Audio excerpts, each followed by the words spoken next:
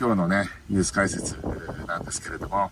日本製鉄がですね、US スチールを買収するということで、合計額2兆円の大型買収となりました。バイデン大統領の時からですね、トランプに変わったんですけれども、ずっとその国家安全保障上の問題等で、買収させないとかですね、様々な、労働組合の反対とかですね、いろいろな問題をクリアしていって、最終的に 100% 買収を成功させたということで、ただ、いろいろ条件が付けられておりまして、まず一つはアメリカ政府が黄金株を持つと。黄金株1株を持つ。黄金株というのはですね、いくつか条件が付けられた、実質的に経営を支配することができる株のことを基本的に黄金株っていうんですけれども、重要事項の拒否権というものですね。こういったものをですね、アメリカ政府が持つということが条件になっております。どっちにしても、そのようなアメリカ政府が強権を発動しなければいけないような状況になった時っていうのは、事業自体もどうなってるのかわからないので、ある意味、致し方ないことなのかなというふうに思いました。そして、取締役のカーン・スマウリカ人、アメリカ国籍を持つものですね。ということでね、社長もアメリカ人、会長がですね、日本から日本製鉄の出身というか日本製鉄の人がですね、会長に就くという形になっております。こちらですね、合併をすると、チャイナ・バオ製鉄グループ、パオシャン製鉄とかですね、こういったものを束ねる製鉄企業グループ、そしてインドやヨーロッパのですね、製鉄所を束ねるアセロールミタル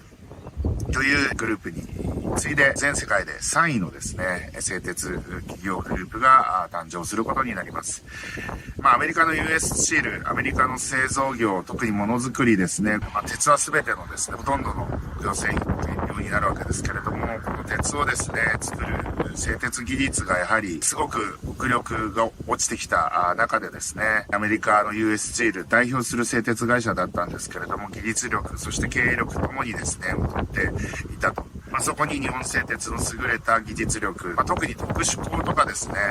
そういったハイテクな製鉄に関しての技術力が非常に素晴らしいものがあるので、それでなんとか経営再建をさせて、非常に重要な製鉄グループになると。全世界で3位ぐらいの規模になりますので、ということでですね、それに伴って独占禁止法上の問題で、フネース工程っていうですね、これ圧煙鋼板とかそういうものを作ってる会社なんですけど、こちらの方ですね、アセロールミタル、ライバルの会社に譲渡しなければ独占禁止法に触れるということで、それで2300億円ぐらいの特損を計上するというふうになっております。これに伴ってですね、2兆円使ってしまいますので、いわゆるデッドエクイティレシオと言われる、D レシオとも言われるんですけれども、デッド債務をエクイティ資本で割ったもの、これが D レシオと言われるんですけれども、今回の買収で D レシオが 0.8 倍ぐらいになりそうだということで、それでも1倍を割っているので、そんなに不健全というわけではないんですけれども、長期的には5000億円の、例えば劣後、要素の大きいハイブリッド債とかこういったものを使って5000億調達することを、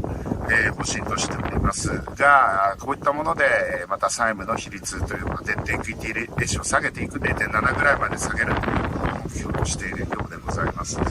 そして2028年までにアメリカ国内に110億ドルを投資するということを約束しているということで、実際それぐらい投資をしないとですね、US スチールの力というか、製鉄能力上がっていかないので、こういったところも、大事になっていくのかなというふうに思っております。日本製鉄が US スチールを買収するっていうのは、トヨタがゼネラルモーターズを買収するみたいなセンセーショナルなというか、日米の合弁会社になってしまうわけですけれども、